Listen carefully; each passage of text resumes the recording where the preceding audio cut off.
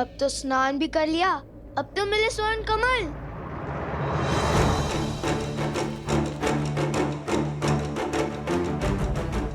भैया ये आने वाले हैं, चलिए पानी के भीतर छुप जाते हैं। ऐसे कब तक छुपेंगे कुश? और यदि वो भी जल में उतर गए तो?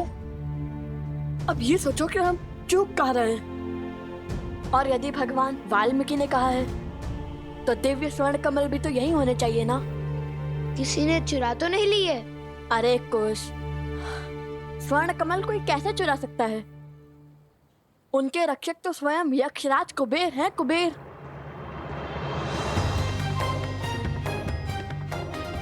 तो यहाँ चूक हुई है हमसे।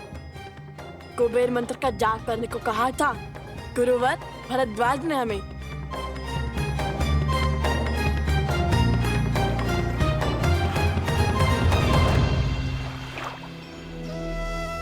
ओम श्रीं ह्रीं क्लीं श्रीं क्लीं विद्येश्वराय नमः।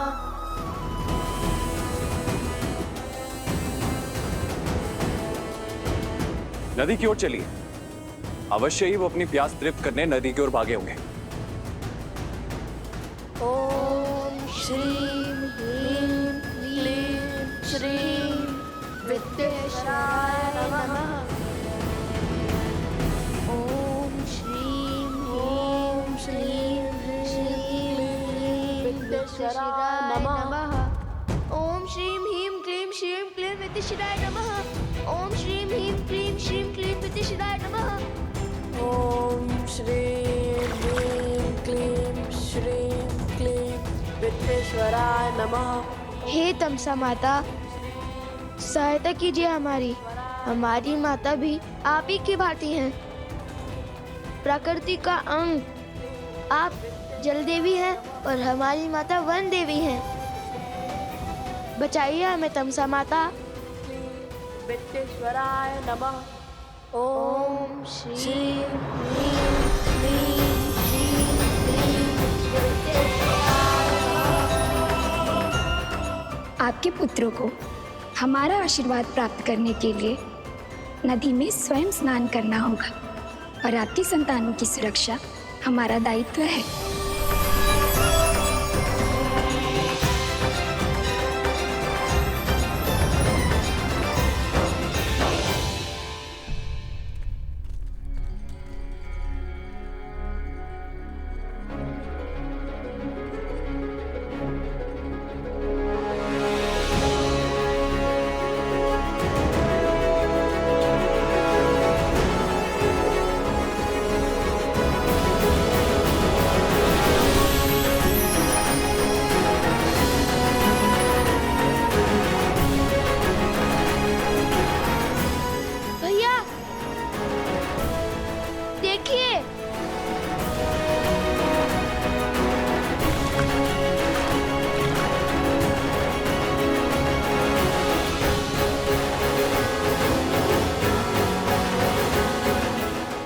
ये तो कुबेर की नगरी अलोकापुरी का द्वार है।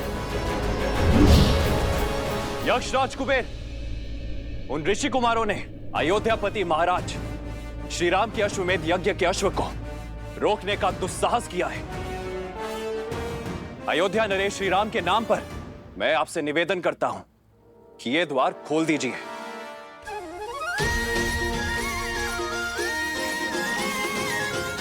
ये तो अवश्य ही यक्षराज कुबेर की नगरी आलोकपुरी लगती है। ठीक वैसा ही है ना जैसा हमारे गुरुवर ने पढ़ाया था। भैया महल का द्वार खुल चुका है, चलो भीतर चलते हैं। यदि कोई मिला तो उनसे स्वर्ण कमल का पता पूछ लेंगे।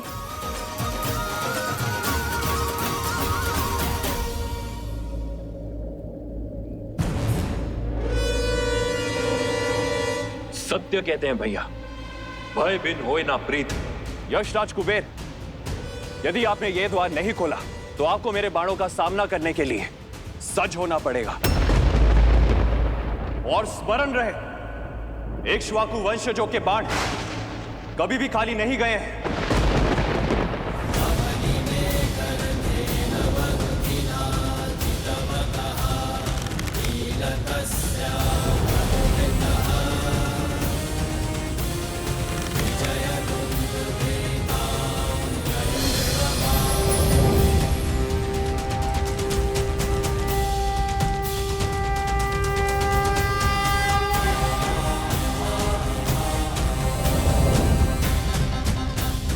प्रणाम राजानुज शत्रुघ्न।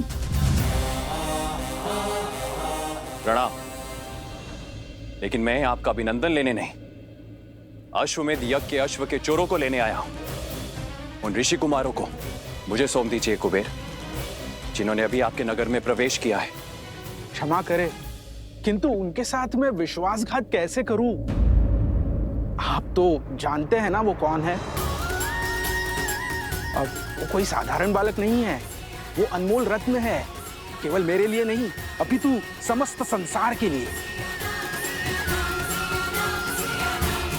सब जानता हूं मैं,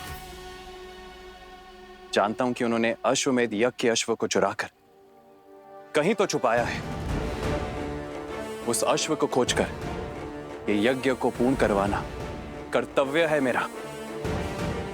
आप मुझे भीतर जाने दीजिए। आप तो बली है, कृपया मेरा निवेदन स्वीकार करें, हट ना कीजिए।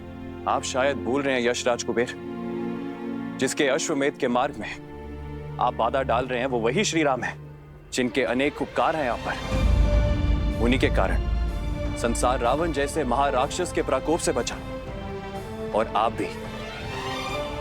उन्हीं के कारण आपको आपका पुष्पक विमान पुनः प्राप्त हुआ। उस उपकार का, उस ऋण का ये मूल्य चुकाएंगे आप? अश्वमेध यज्ञ के अश्व के चोरों को बचाकर? ये श्री राम का अपमान भी है, और उनका विद्रोह भी, और आपकी कृतज्ञता भी। सब स्मरण है मुझे, कृपया आप मेरी दुविधा समझने का प्रयास तो कीजिए।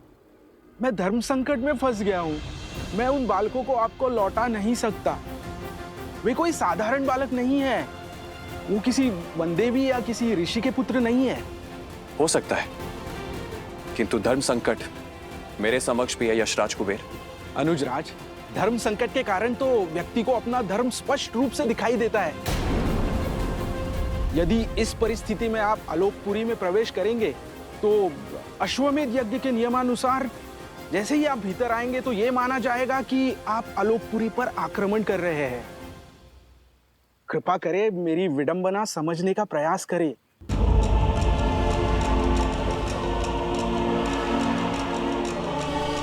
ठीक है, खेलिए दांव, पर भूलिएगा मत, चोर का सहायक भी चोर ही होता है कुबेर। वो बालक अधिक समय तक आपके संरक्षण में नहीं रहने वाले हैं। शीघ्र ही उन बालकों को महाराज श्री राम का सामना करना होगा। उस क्षण की प्रतीक्षा तो समस्त संसार को है।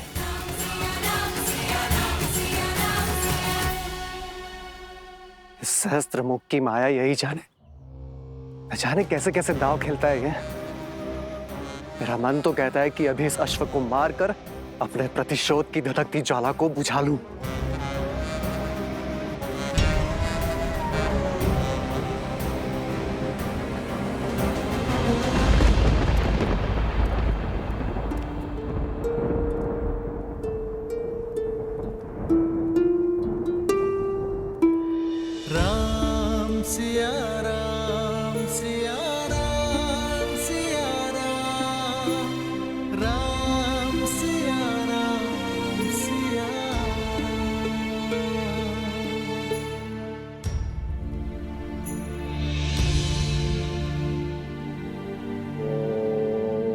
ब्रह्मदेवाय नमः।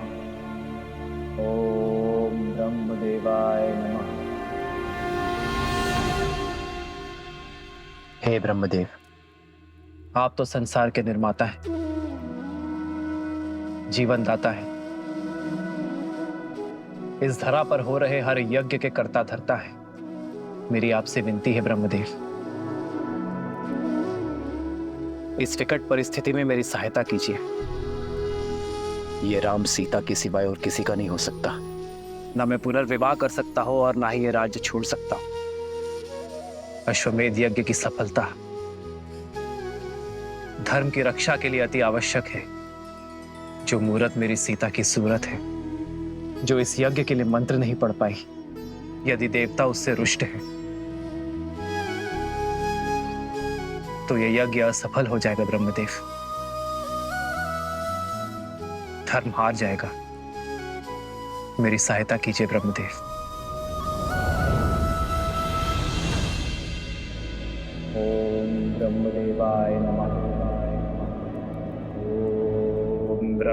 ब्रह्मदेवाय नमः।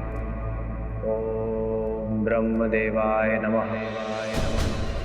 ओम ब्रह्मदेवाय नमः। ओम ब्रह्मदेवाय नमः। ओम ब्रह्मदेवाय नमः। महादेव। प्रणाम महादेव। प्रणाम देवी पार्वती। प्रणाम ब्रह्मदेव। समस्या विकट है, किंतु आपके अतिरिक्त किसी और के पास इस समस्या का कोई समाधान नहीं। ब्रह्मदेव, सृजन, जीवन और मृत्यु तीनों ही परस्पर जुड़े हुए हैं। जैसे ही सृजन का विचार आकार लेना आरंभ करता है, जीवन आरंभ हो जाता है। जैसे जैसे जीवन विकसित होता जाता है, मृत्यु का समय निकट आ जाता है और मृत्यु के आते ही एक नए सृजन का शंखनाद हो जाता है। परंतु अभी द्वापर और कलियुग आने में समय शेष है। ऐसे में यदि रामावतार ने इस युग में अपने कर्म पूरे नहीं किए तो द्वापर में राक्षसों और असुरों की शक्ति का प्रभाव बहुत अधिक बढ़ जाएगा। और यदि ऐसा हुआ ब्रह्मदेव, तो द्वापर युग का स्वरूप कलियुग जैसा होगा और स्वयं कलियुग का स्वरूप तो नरक से भी अधिक दुर्दांत और भीषण सिद्ध होगा। इसलिए यह अनिवार्य है कि त्रेता युग में नारायण का रामावतार अपने सभी उद्देश्य, अपने सभी कर्म सफलतापूर्वक पूर्ण करे। रही बात जीवन की रक्षा की, तो जीवन की रक्षा तो केवल सृजन अर्थात स्वयं ब्रह्म ही कर सकते हैं, मृत्यु नहीं। इसलिए हे ब्रह्मदेव, मेरे आराध्य नारायण की रक्षा केवल आप ही कर सकते हैं।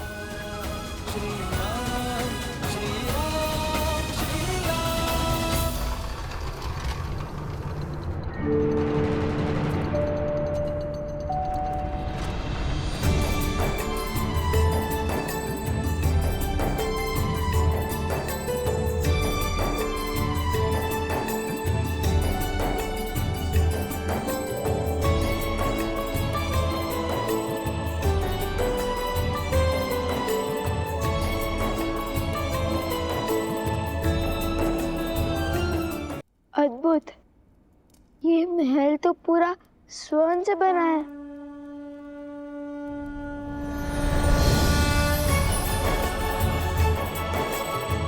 आइए आइए ऋषि कुमारों। मेरी नगरी आलोकपुरी में आप दोनों का स्वागत है।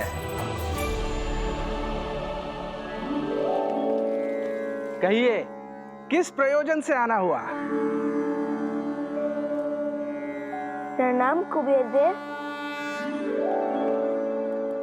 घर से तो माता सीता को खोजने का प्रण लेकर लिखने थे, किंतु भगवान वाल्मीकि के आदेश अनुसार पहले हमें हमारी माता वन देवी में स्वर्ण कमल लेने जाना है। असंभव को संभव करने की शर्त रखी है भगवान वाल्मीकि ने आपके समक्ष। देखिए, हमें स्वर्ण कमल दे दीजिए। क्षमा करें, वो संभव नहीं है। मेरी बात मानिए कुमारों, आप आश्रम लौट जाइए और अपना जीवन तपस्या में लगाइए। कदाचित उचित समय आने पर आपको वो स्वर्ण कमल मिल जाएगा। सुनिए, त्रिकालदर्शी है भगवान वाल्मीकि। यदि उन्होंने हमें स्वर्ण कमल लाने के लिए कहा है तो वो हमारे माता सीता तक पहुंचने का मार्ग बनेंगे। विनती कर रहे हैं, दे दीजिए स्वर्ण कमल, अन्यथा बल से छीन लेंगे।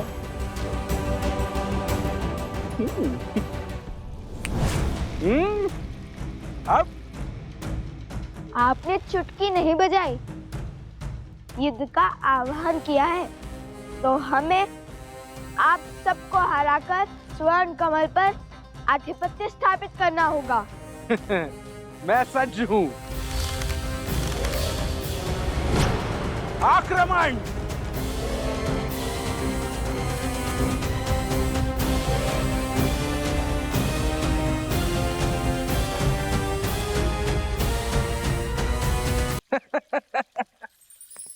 असंभव को संभव करने की शर्त रखी है भगवान वाल्मीकि ने आपके समक्ष। वैसे कुमारों, मैंने वो स्वर्ण कमल आपको दे भी दिया तो उसे कोई देख नहीं पाएगा। क्या? क्यों? वो ऐसे कि इस ब्रह्मांड में अनगिनत दिव्य वस्तुएं होती है, क्या वो सभी हमें दिखाई देती है? नहीं ना? ठीक उसी प्रकार आप जानते हैं, एक काल था जब ये द्वार सभी को दिखाई देते थे। वो समय था सत्ययुग। तब देव और मनुष्य वार्तालाप करते थे, किंतु आज की स्थिति में केवल मंत्रोच्चारण के पश्चात ही ये द्वार सामने आते हैं, जैसे आपके सामने आए। उसके पश्चात द्वापर युग में ये आलोकपुरी के द्वार पूर्ण रूप से अदृश्य हो जाएंगे और केवल सत्कर्म करने वाले व्यक्ति ही इस द्वार से भीतर आ पाएंगे, वो भी मृत्यु के पश्चात।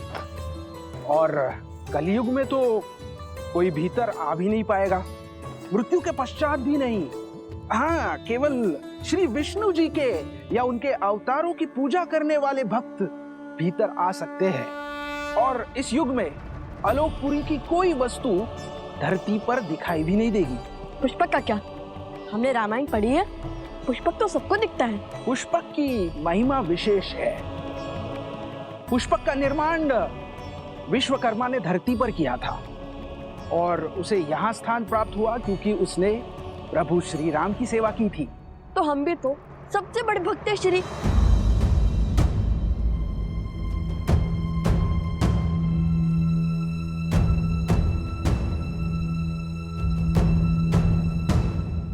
देखिए, हमें स्वर्ण कमल दे दीजिए। हमारे भगवान वाल्मीकि के आदेश का उल्लंघन नहीं कर सकते। क्षमा करें, वो संभव नहीं है। मेरी बात मानिए कुमारों, आप आश्रम लौट जाइए और अपना जीवन तपस्या में लगाइए। कदाचित उचित समय आने पर आपको वो स्वर्ण कमल मिल जाएगा। सुनिए, विनती कर रहे हैं, दे दीजिए स्वर्ण कमल, अन्यथा बल से छीन लेंगे।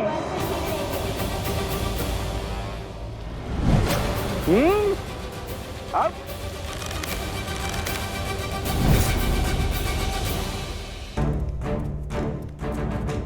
कुछ ये यक्ष है, हम इन पर प्रहार नहीं कर सकते। पर ये हम पर प्रहार करने से चुकेंगे नहीं। परंतु मैंने ये भी नहीं कहा कि हम अपना बचाव भी नहीं कर सकते।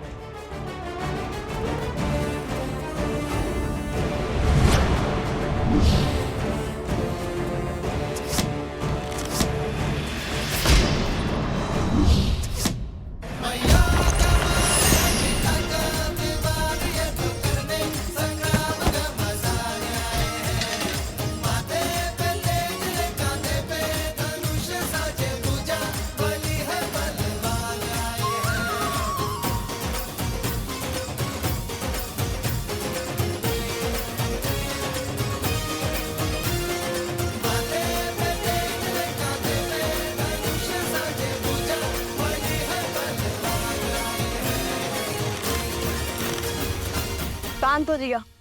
अब यदि हम चाहे तो आपको और आपकी सेना को हमारे बाणों से चलनी भी कर सकते हैं, परंतु करेंगे नहीं। हमें स्वर्ण कमल दे दीजिए और ये अध्याय यही समाप्त कीजिए। इतनी शीघ्रता क्या है?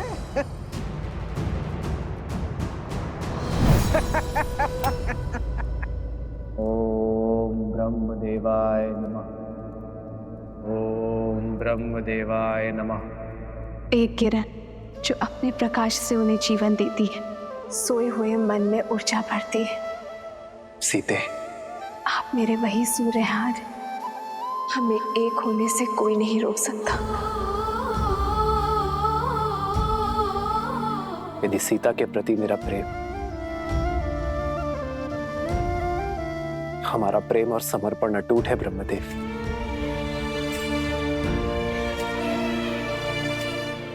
तो सीता की ये प्रतिमा जो मेरे लिए जीवंत है, संसार के लिए भी उसे प्राणवान कर दीजिए ब्रह्मदेव।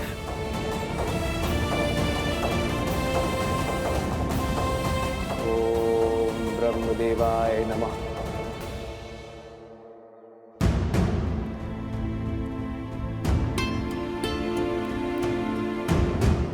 क्या हुआ वन देवी, कुछ चिंतित लग रही हैं आप। मन विचलित था तो सोचा ऋषि भारद्वाज से मिल लो, किंतु गुरु माँ वो ना तो अपने कुटीर में है और ना ही ध्यान क्षेत्र में। ऋषि भारद्वाज अपने आश्रम में है, ब्रह्मदेव जयंती की सज्जा का अवलोकन कर रहे हैं। वो हर वर्ष भव्य पूजा करते हैं ब्रह्मांड के सृजनकर्ता को प्रसन्न करने के लिए। अभी कुछ समय में लौट आएंगे। यदि ऐसा है तो गुरु माँ मुझे आज्ञा दीजिए, मैं जाके उनका मंदिर स्वच्छ कर देती हूँ। किसी कार्य में व्यस्त रहूंगी तो मन भी विचलित नहीं होगा। क्यों नहीं पुत्री, तुम्हारी श्रद्धा के दीप से पूरा आश्रम जगमगाएगा।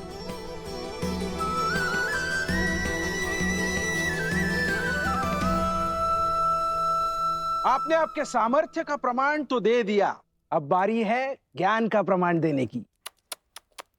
बड़े हट्टी हैं आप यक्षराज, देते हैं अब अपने ज्ञान का प्रमाण। पूछिए, क्या पूछना है? तो मेरा पहला प्रश्न, वो कौन सी अनमोल वस्तु है जो व्यक्ति दूसरे को दे भी सकता है और देने के पश्चात वो वस्तु उसके पास रह भी जाती है?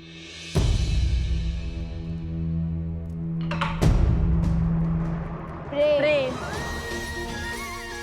प्रेम बांटने से घटता नहीं है, कभी कभी दुगना लौट कर भी आता है। अति उत्तम।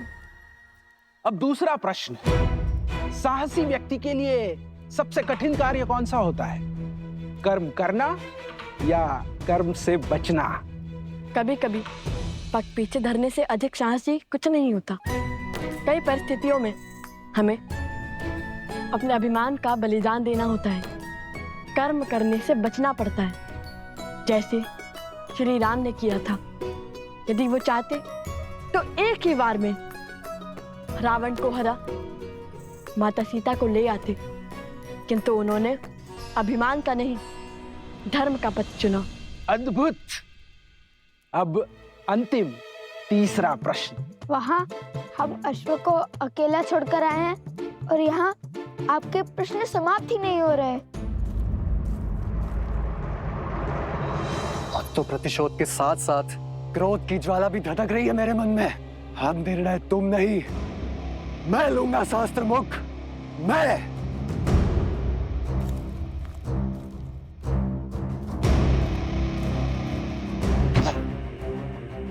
इतने वर्षों में कुछ भी नहीं कर पाया वो शास्त्र मुख रावण, और तो और अपने ही पुत्रों के प्राण लील गया। जो स्वयं सफल ना हो सका वो मुझे क्या निर्देश देगा?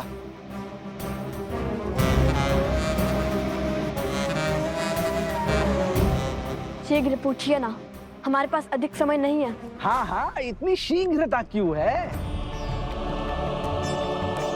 कुमारो, तनिक थोड़ा धैर्य तो रखो। अब तीसरा और अंतिम प्रश्न, बताइए, दुख, कष्ट, पीड़ा व्यक्ति को क्यों होती है? उसके पीछे कोई उद्देश्य है या केवल नियति?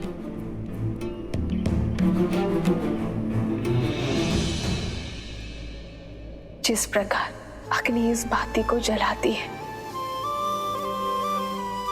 किंतु इतना कष्ट सहने के बाद भी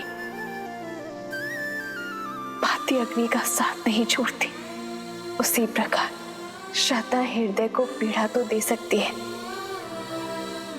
किंतु इसका अर्थ ये नहीं है कि तुम श्रद्धा का ही त्याग कर दो।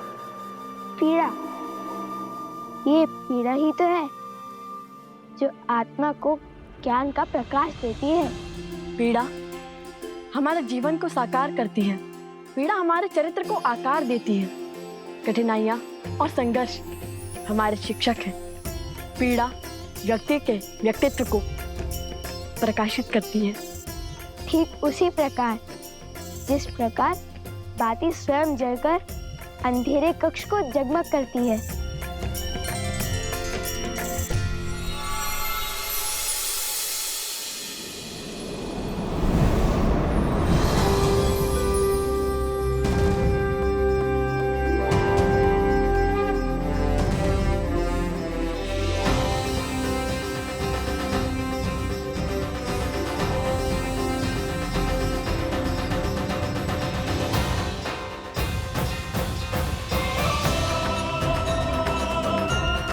प्रणाम अग्निदेव, पितृदेव, बृहस्पति देव, कुबेर देव, विश्वकर्मा देव, सूर्य देव, वरुण देव, प्रणाम।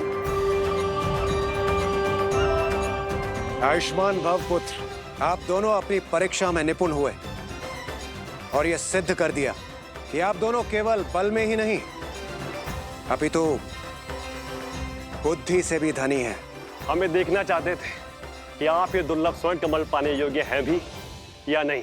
अरे फिर तो ये प्रश्न सबसे पहले पूछना चाहिए था यक्ष राज कुबेर जी को। हम उसी क्षण उत्तर दे देते। हमारा इतना समय तो व्यर्थ ना होता। जानते हैं कितना दायित्व है हमारे कंधों पर। तो अब हमें अपने भूल की भरपाई करनी होगी। हम आपके बल और बुद्धि दोनों से अति प्रसन्न हैं। उपहार और आशीर्वाद स्वरूप कुछ दिव्य अस्त्र स्वीकार कीजिए। आपको शीघ्र ही इनकी आवश्यकता पड़ेगी। आप दोनों जब चाहे इन अस्त्रों का आवाहन कर सकते हैं।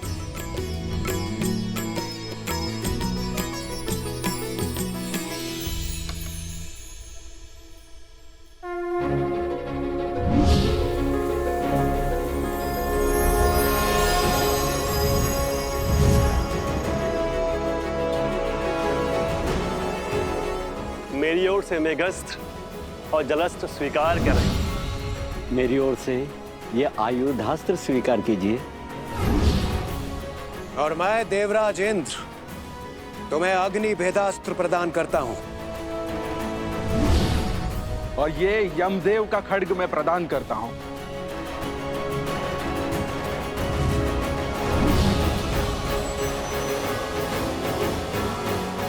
धन्यवाद देवतागण।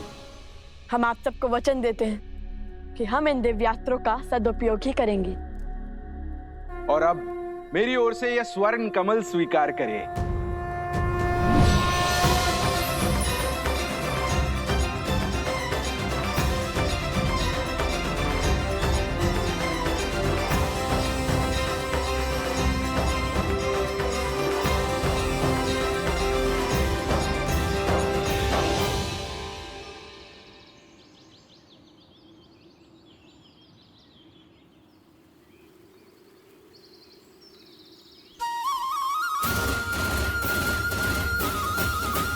धन्यवाद कुबेर देव। भैया माता कितनी प्रसन्न होगी ना ये सुनकर कि हमने इतने सारे दिव्य अस्त्र पा लिए।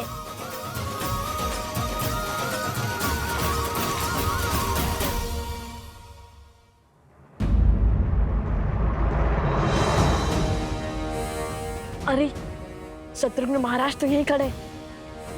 अब इनसे युद्ध करने के सिवाय हमारे पास और कोई उपाय नहीं है। किंतु ये माला थामकर कैसे लड़ेंगे?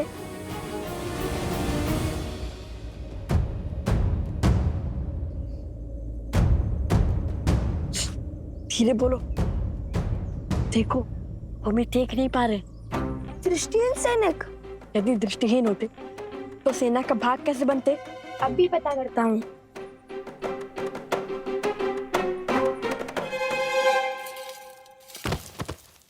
कौन है वहां? तुम्हारा काल।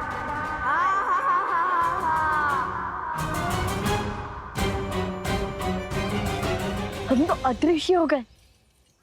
ये शक्ति किस देवता ने दे दी हमें?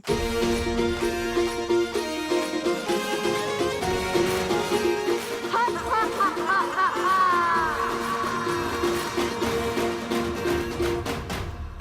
अयोध्या के सैनिकों को कायरता शोभा नहीं देती। माया का प्रयोग कर रहे हैं वो, अधिक देर तक नहीं बचेंगे वो। खोजिए उन्हें, यहीं कहीं छुपे होंगे वो।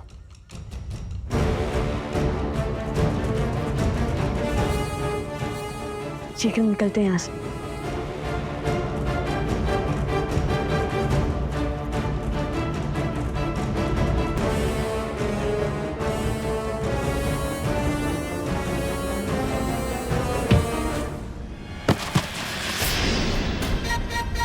कौन है? कौन है वो?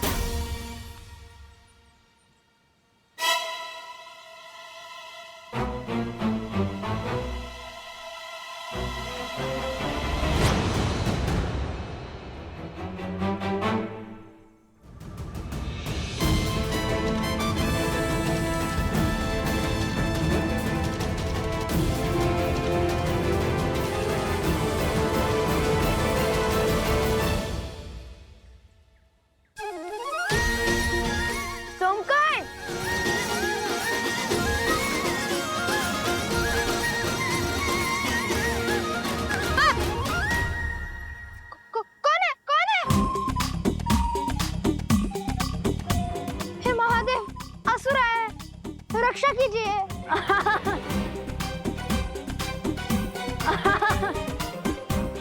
कुश, भ्राता लव? नहीं कुश, हम ही हैं सोमकरण। सच में? किंतु आप है कहाँ? हम तुम्हारे सामने हैं। हाँ, अरे हाँ, ये रहे। किंतु दिखाई क्यों नहीं दे रहे? ये कैसी माया? अरे सब बताएंगे, सब बताएंगे। किंतु अभी तुम अपना हाथ आगे करो और ये माला पकड़ो। बहुत भारी है, मैं थक गया हूँ।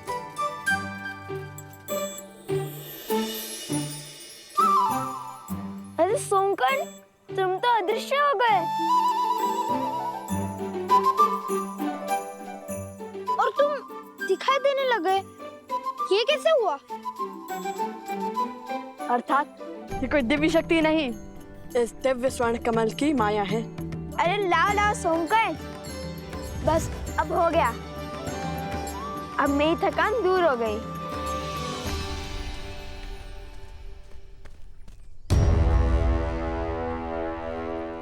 अब तुम हमें स्वयं अश्वत्थ तक पहुंचाओगे। बस बहुत हुई प्रतीक्षा। मैं कोई पहरेदार नहीं हूं। मैं अभी इस अश्व को मारकर अश्वमेध का अंत कर दूंगा और असुरों के सर से धर्म की तलवार सदा के लिए हटा दूंगा।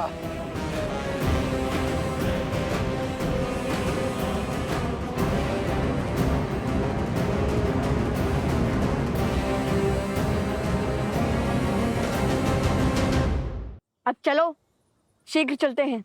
अश्व हमारी प्रतीक्षा कर रहा होगा।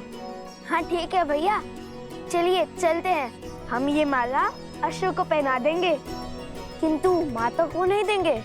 यदि माता दृश्य हो गई तो? यदि वो मेरी दृष्टि से एक क्षण के लिए भी ओझल हो गई तो मैं विचलित हो जाऊंगा।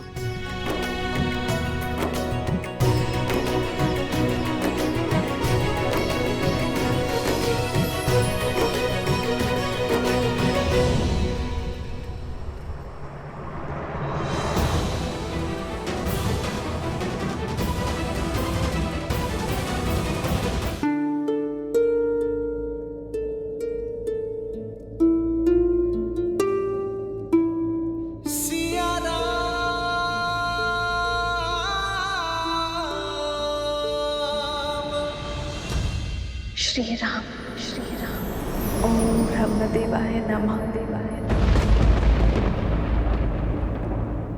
ओम ब्रह्मदेवाय नमः। सीते,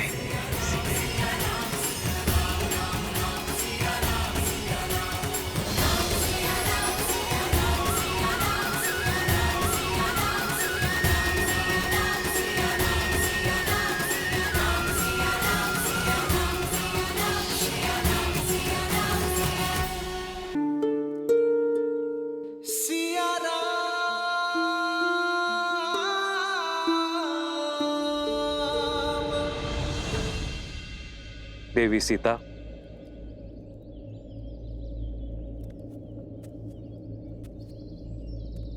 प्रणाम ऋषिवर। आयुष्मान भव। देवी, ये क्या? आपने तो इस स्थान की काया ही पलट दी। आपको कोटि कोटि आभार। मन की चिंता मिटाने के लिए तन को भक्ति में व्यस्त कर लिया। कैसी चिंता देवी? लवकुश की? उनकी सुरक्षा का वचन तो स्वयं तमसा माता ने दे दिया है, परंतु श्री राम, न जाने ऐसा क्यों लग रहा है मुझे ऋषिवर कि श्री राम विचलित है। देवी, आप दोनों दो शरीर एक प्राण हैं। एक दूसरे की मनोदशा बिना मिले, बिना देखे ही अनुभव कर लेते हैं। किंतु ध्यान रखिएगा, भोर खत्म होने से पहले रात्रि का अंधकार सबसे अधिक होता है। वैसे ही शुभ समय आने से पहले चिंताएं मन को घेर लेती है। और अब तो सभी चिंता के दूर होने का समय है। ये लीजिए ब्रह्मदेव का प्रसाद, इसे ग्रहण कीजिए। देवी, मैं आपको आश्वस्त करता हूं कि सृष्टि बनाने वाले आपकी समस्त चिंता का नाश अवश्य करेंगे।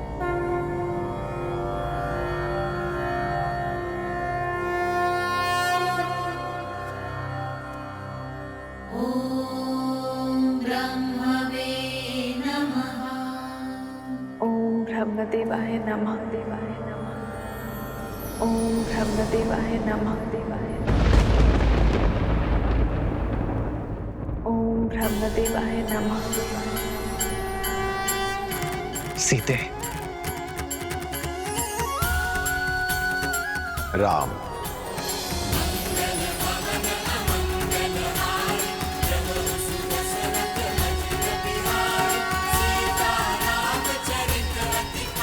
ब्रह्मदेव, तुम्हारा तप, मर्यादा धर्म को संसार में फैलाने की ललक अद्भुत। तुम्हारे जीवन की इस यात्रा में देवी सीता ने भी पूरा साथ दिया है। इसलिए मैंने इस सीता के पुतले को इतने प्राण दिए हैं, ये अश्व के लौटने और यज्ञ उत्पन्न विधि के संपूर्ण होने तक मंत्रो जाप कर सके। अभी अश्वमेध यज्ञ देवताओं को भी सहर्ष स्वीकार होगा और उनका आशीर्वाद तुम्हारे साथ है राम। यज्ञ का अभिमंत्रण अश्व को आसुरी शक्तियों और दुर्घटनाओं से बचाता है, किंतु केवल तब जब देवताओं का आशीर्वाद हमारे साथ हो। धन्यवाद ब्रह्मदेव।